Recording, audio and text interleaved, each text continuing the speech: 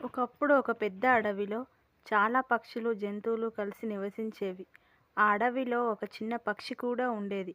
అది బలహీనంగా, చిన్నగా ఉండడం వల్ల మిగతా జంతువులు, పక్షులు దాన్ని చూసి ఎప్పుడూ ఎగతాళి చేసేవి. ఒకరోజు ఆ అడవిలో భయంకరమైన అగ్ని ప్రమాదం మొదలైంది. చెట్లు, పొదలు అన్నీ మంటల్లో కాలిపోతున్నాయి. ఆ అడవిలోని పక్షులు, జంతువులు అన్నీ పరుగులు తీస్తూ ఎక్కడికి వెళ్ళాలో తెలియక ఆందోళన పడుతున్నాయి.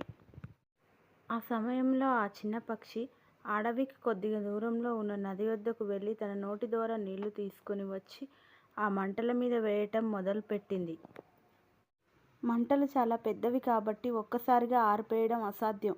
అయినా సరే ఆ పక్షి మళ్ళీ మళ్ళీ నీళ్లు తీసుకువచ్చి మంటలపై పోస్తూనే ఉంది. ఆ పక్షిని చూసి మిగతా జంతువులు నవ్వుకున్నాయి. ఇంత పెద్ద మంటలని నీ ఒక్క చుక్క నీళ్లతో ఆర్పుతావా అంటూ అగౌరవంగా మాట్లాడాయి. ఇదంతా పైనుండి చూస్తున్న దేవతలు ఆ పక్షి పట్టుదలకు ఆశ్చర్యపోయి ఆ అడవిపై భారీ వర్షాన్ని కురిపిస్తారు. కాసేపట్లో ఆ అడవి అంతా ప్రశాంతంగా అయిపోతుంది.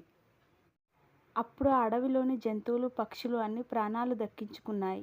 ఆ చిన్న పక్షిని చూసి సిగ్గుపడ్డాయి. ఆ పక్షిని అగౌరవంగా మాట్లాడినందుకు తలదించుకున్నాయి. అప్పుడు ఆ జంతువులన్నీ ఆ చిన్న పక్షి దగ్గరికి వెళ్ళి క్షమాపణ కోరాయి. నీతో ఇంతకాలం తప్పుగా ప్రవర్తించినందుకు మమ్మల్నందరినీ క్షమించు. ఈరోజు నీ పట్టుదల వల్లనే ఆ దేవుడు కరుణించి వర్షం కురిపించడం వల్ల మేమంతా ప్రాణాలు దక్కించుకున్నాం అని చెప్పాయి. అప్పుడు ఆ చిన్న పక్షి ఇలా చెప్పింది, నా ప్రయత్నం నేను చేశాను. మనమందరం ఏదైనా సమస్య వస్తే ఇలాగే చేస్తే ఎంత పెద్ద సమస్య నుండైనా బయటపడొచ్చు అంది. అప్పట్నుండి ఆ పక్షితో అన్ని జంతువులు, పక్షులు స్నేహంగా ఉండసాగాయి.